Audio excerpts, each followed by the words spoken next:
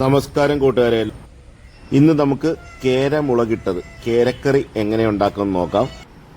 നമുക്കൊരു 7 കിലോ അടുപ്പിച്ചുള്ള ഒരു കേരയാണ് കിട്ടിയിരിക്കുന്നത്. അതിൽ നിന്ന് തലയെടുത്ത് നമ്മൾ തലക്കറി ഉണ്ടാക്കിയിരുന്നു. ഇനി നമുക്ക് കുറച്ച് മാംസം എടുത്ത് ഒരു 2 കിലോ മാംസം എടുത്ത് നമുക്ക് കേര മുളകിട്ടതുണ്ടാക്കാം. ആദ്യമേ ഒരു ചട്ടി അടുപ്പത്തേക്ക് വെച്ച് അതിനകത്തേക്ക് വെളിച്ചെണ്ണ ഒഴിച്ചു കൊടുക്കാം. വെളിച്ചെണ്ണ ചൂടായി വരുമ്പോൾ ആദ്യമേ നമുക്ക് ഉലുവ ഇട്ട് കൊടുക്കാം. ഉലുവ ഒന്ന് മൂത്ത് വരുമ്പോൾ തന്നെ നമുക്ക് കടുക് പൊട്ടിക്കാവുന്നതാണ്.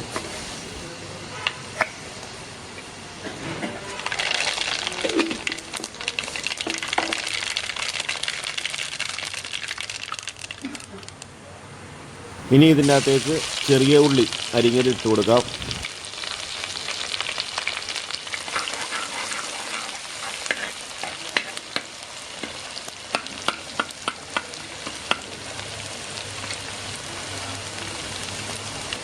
ഇനി ഇതിനകത്തേക്ക് വെളുത്തുള്ളിയും ഇഞ്ചിയും ചേർത്ത് കൊടുക്കാം.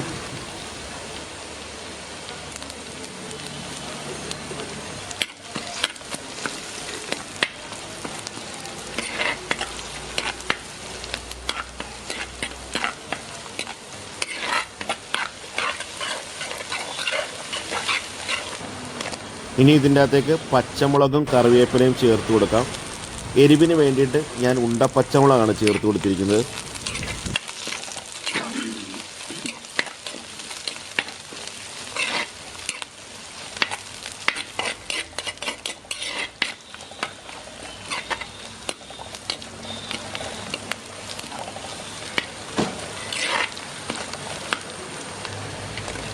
ഇനി കുടംപുളിയും കൂടെ ചേർത്ത് നന്നായിട്ടൊന്ന് വഴറ്റിയെടുക്കാം.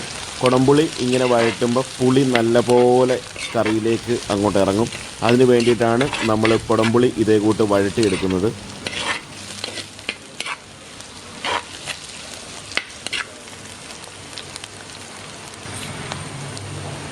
ഇനി ഇതിനകത്തേക്ക് ഉപ്പ് ചേർത്ത് കൊടുക്കാം. ഉപ്പ് ചേർത്ത് നന്നായിട്ട് ഇളക്കി യോജിച്ചതിന് ശേഷം നമുക്ക് മൂടി വെച്ച് ഒരു 2 മിനിറ്റ് ഒന്ന് കുക്ക് ചെയ്യാം.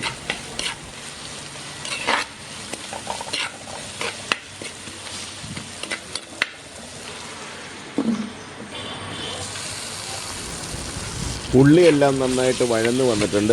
ഇനി ഇതിൻ്റെ അകത്തേക്ക് നമുക്ക് പൊടികൾ ചേർത്ത് കൊടുക്കാം. പൊടികൾ ചേർത്ത് കൊടുക്കുന്നതിന് മുമ്പായിട്ട് ഗ്യാസിൻ്റെ ഫ്ലെയിം ലോ ഹീറ്റിൽ വെക്കുക.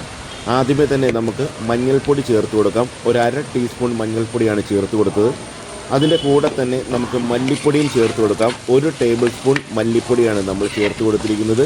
ഇനി രണ്ടും കൂടി ഒരു 2 മിനിറ്റ് ഒരു ലോ ഹീറ്റിൽ ഒന്ന് മൂപ്പിച്ചെടുക്കാം. അതിനുശേഷം നമുക്ക് മുളക് പൊടി ചേർത്ത് കൊടുക്കാവുന്നതാണ്.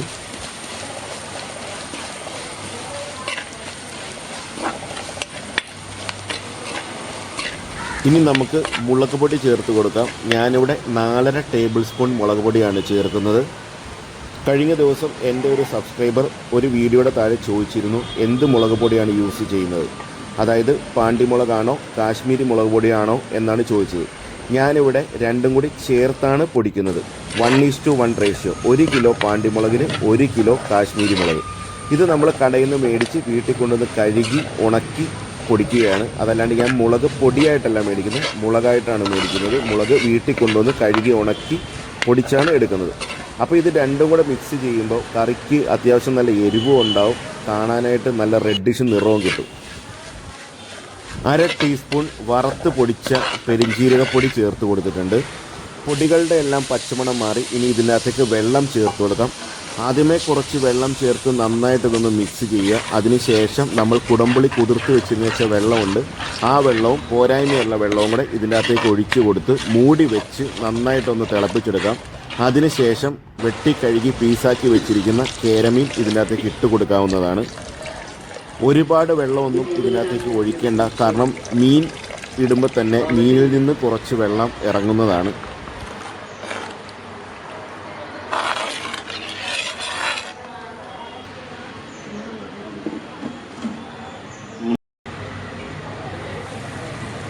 നമ്മുടെ ചാറ് നന്നായിട്ട് തിളച്ച് വന്നിട്ടുണ്ട്. ഇനി നമുക്ക് ചെറുതായിട്ട് കഷ്ണിച്ച് വെച്ചിരിക്കുന്ന കേരമീൻ ഇതിനകത്തേക്ക് ഇട്ട് കൊടുക്കാം.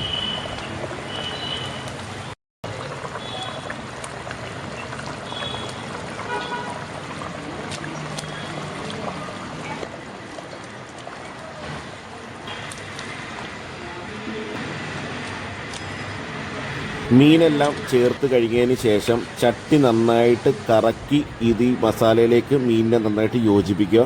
ഇതിൻ്റെ അകത്തേക്ക് തവിയോ സ്പൂണോ കയ്യിലോ ഒന്നും ഇട്ട് ഇളക്കരുത്, മീൻ പൊടിഞ്ഞു പോകും. ഇനി നമുക്ക് ഒരു മൂടി ഉപയോഗിച്ച് മൂടിയതിന് ശേഷം ഒരു ലോ ടു മീഡിയം ഹീറ്റിൽ നമുക്കിതിനെ ഒന്ന് വേവിച്ചെടുക്കാം. അപ്പോൾ കറിയൊക്കെ നന്നായിട്ട് തിളച്ച് വന്നിട്ടുണ്ട്. നമ്മൾ ഒഴിച്ചതിലും കൂടുതൽ വെള്ളം അതിനകത്ത് വന്നിട്ടുണ്ട്. ഞാൻ നേരത്തെ പറഞ്ഞിരുന്നു മീനിൽ നിന്ന് തന്നെ വെള്ളം ഇറങ്ങുമെന്ന്.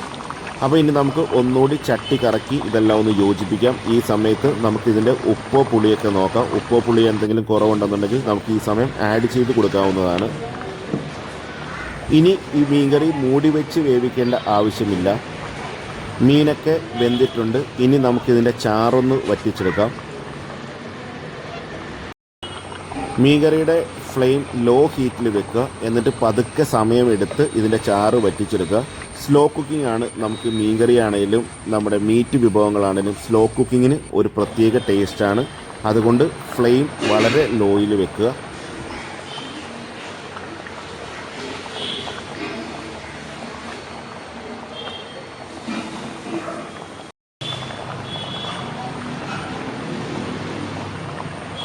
ഇടയ്ക്കിടയ്ക്ക് ചട്ടി ഒന്ന് കറക്കി കൊടുത്തുകൊണ്ടേയിരിക്കുക.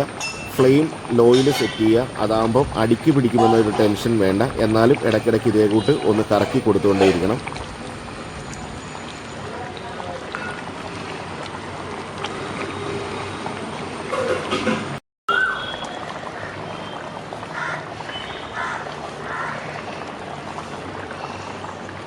മീൻകറിയുടെ ചാറെല്ലാം നല്ലപോലെ വറ്റി വന്നിട്ടുണ്ട്. ഇനി നമുക്ക് ഇതിൻ്റെ അകത്തേക്ക് തേങ്ങാപ്പാൽ ഒഴിച്ചു കൊടുക്കാം. തേങ്ങാപ്പാൽ മീൻകറിക്ക് ഒഴിക്കുന്നത് അതീവ രുചിയാണ്. അപ്പം നമുക്ക് ഇതിനകത്തേക്ക് തേങ്ങാപ്പാൽ ചേർത്ത് ഒരു 2-3 മിനിറ്റും കൂടെ ഒന്ന് കുക്ക് ചെയ്താൽ മതി.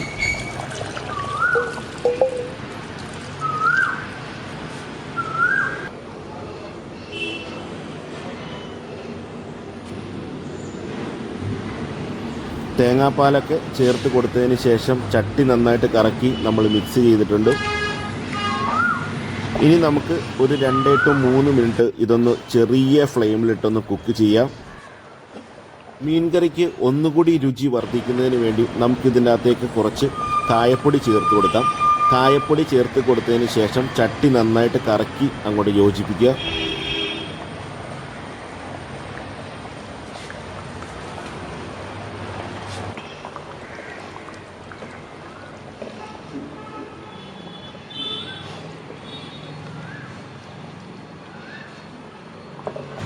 കറിക്ക് ഒന്നുകൂടി രുചി കൂട്ടുന്നതിന് നമുക്ക് ഇതിനകത്തേക്ക് കറിവേപ്പില ചേർത്ത് കൊടുക്കാം. കറിവേപ്പില ചേർത്ത് കൊടുത്തതിന് ശേഷം നമുക്ക് ഫ്ലെയിം ഓഫ് ചെയ്യാവുന്നതാണ്. അപ്പോൾ നമ്മുടെ സ്വയംബൻ കേര മുളകിട്ടത് അല്ലെങ്കിൽ കേരക്കറി റെഡിയായിട്ടുണ്ട്. ഞാൻ ഈ മീൻകറി ഇന്ന് 3 മണിക്കാണ് വെക്കുന്നത്. അപ്പോൾ നാളെ ഉച്ചക്കത്തേക്കുള്ളൊരു ഊണിനായിട്ടാണ് നമ്മൾ ഈ മീൻകറി എടുക്കുന്നത്. മീൻകറിയൊക്കെ കറി വെച്ച് പിറ്റേ ദിവസം എടുക്കുകയാണെങ്കിൽ അതിന് നന്നായിട്ട് ഉപ്പും പുളിയും എരിവും എല്ലാം പിടിക്കും. മീൻകറിക്ക് ഒരു പ്രത്യേക രുചിയാണ്. നാളെ ഈ മീൻകറി നല്ല പാൽക്കപ്പയുടെ കൂടെയോ അല്ലെങ്കിൽ സാധാരണ കപ്പ കുഴച്ചതിൻ്റെ കൂടെ, ചോറിൻ്റെ കൂടെ, പുട്ടിൻ്റെ കൂടെയൊക്കെ അതീവ രുചികരമായിട്ടുള്ളൊരു കോമ്പിനേഷനാണ്. അപ്പോൾ എല്ലാവരും ഈ മീൻകറിയുടെ റെസിപ്പി ഒന്ന് ട്രൈ ചെയ്ത് നോക്കുക. വീഡിയോ ഇഷ്ടപ്പെട്ടെങ്കിൽ ലൈക്ക്, ഷെയർ, കമൻറ്റ് എന്നിവ ചെയ്യുക. ഞങ്ങളുടെ ചാനൽ ഇതുവരെ സബ്സ്ക്രൈബ് ചെയ്യാത്തവർ സബ്സ്ക്രൈബ് ചെയ്യുക. എല്ലാവർക്കും നന്ദി, നമസ്കാരം.